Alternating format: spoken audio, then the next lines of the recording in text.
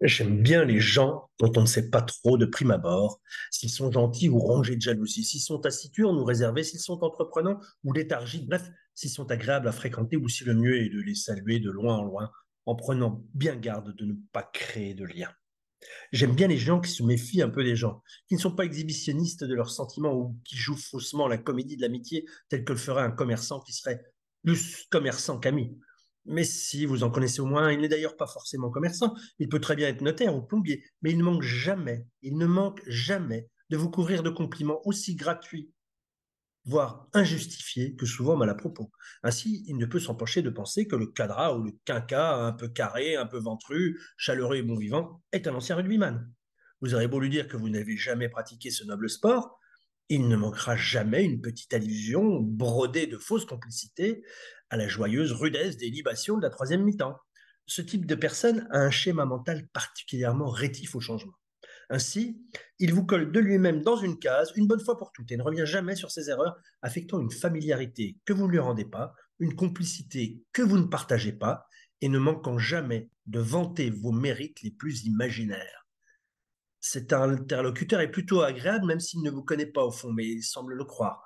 Il vous attribue des mérites qui ne sont pas les vôtres et vous offre ce qui pourrait sembler une franche camaraderie, alors que vous ne lui avez rien demandé. Comme il feint de vous connaître, mais est à côté de la plaque, vous ne donnez pas trop de signes de réciprocité à celui qui vous prend pour un ancien rugbyman volontiers paillard et picoleur, alors que vous êtes passionné par la philosophie allemande et que vous êtes contrôleur de gestion de votre État. Je ne sais pas si c'est compatible.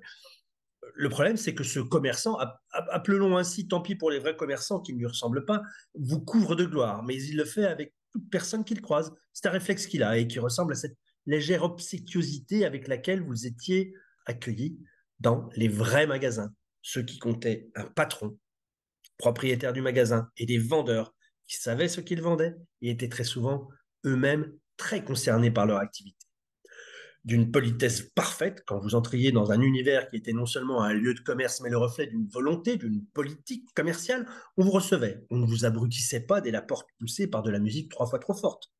Et à la fin de vos achats, on vous raccompagnait à la porte, en ne manquant jamais de vous remercier, plutôt 6 fois qu'une. Certes, on en faisait un tout petit peu trop dans la politesse et les bonnes manières. C'était d'ailleurs ce qui différenciait cette visite au magasin de Monsieur Machin au thé chez la comtesse Madame von Truc.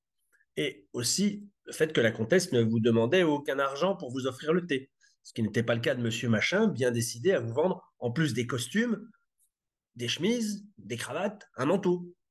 Eh bien, celui que je m'efforce de vous décrire a gardé cette touche d'un peu trop dans ses rapports avec ses semblables, ce qui fait que vous vous attendez toujours à sa fréquentation à devoir lui payer quelque chose. Vous avez l'impression d'être toujours dans son magasin.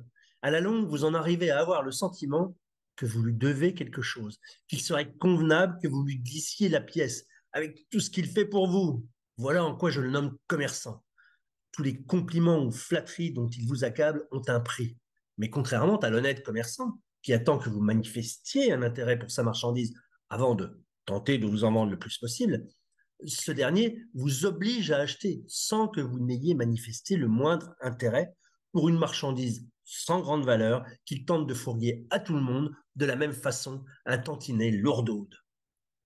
Alors oui, vraiment, j'aime bien les gens dont on ne sait pas de prime abord ce qu'ils pensent de vous et dont on ne sait pas de prime abord ce qu'on doit penser d'eux. La French Radio, Portugal.